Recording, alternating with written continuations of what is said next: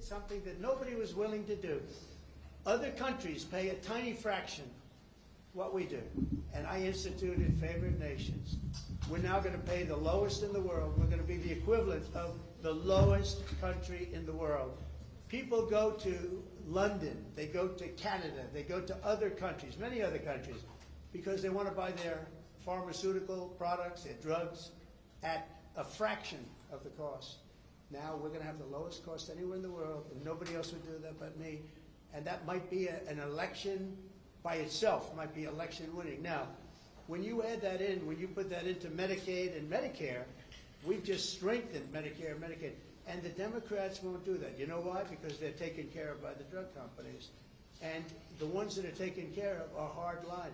Some Republicans get money from drug companies, and that's okay, because they're okay with it. I talked about it. The drug companies take care of everybody.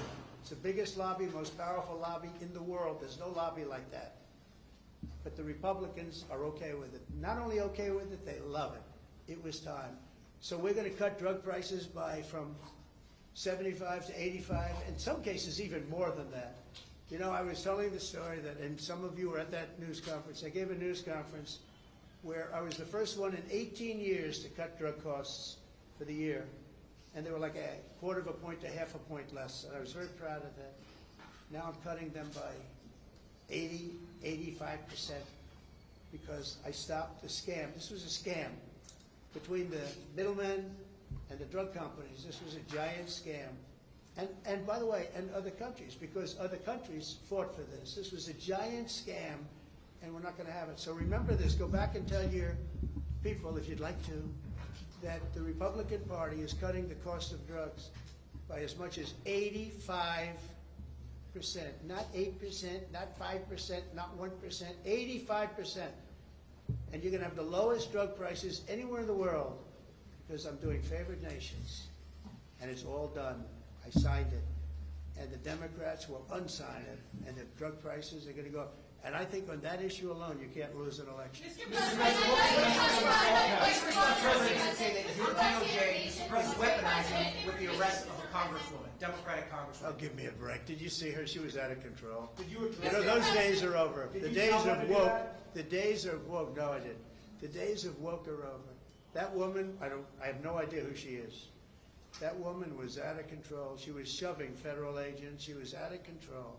The days of that crap are over in this country. We're going to have law and order. Mr. President, thank you very much. You campaigned on lowering the price of groceries. How will you justify cutting food assistance in this bill? Let me just tell you, the cut is going to give everybody much more food, because prices are coming way down. Groceries are down. Eggs. You told me about eggs. You asked me a question about eggs my first week. You said eggs. I said, I just got here. Tell me about eggs. And it was going through the roof. You know that eggs now are way down. Everybody's buying eggs. Groceries down. Energy's down. Gasoline is now they're buying gasoline now for $1.99. If you look back, you'll see $3.50, $4. This country, we're going to lose this country.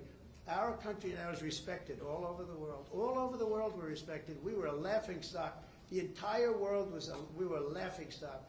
I went to the Middle East, and those rulers of those three countries are very powerful people, very big people, very rich people.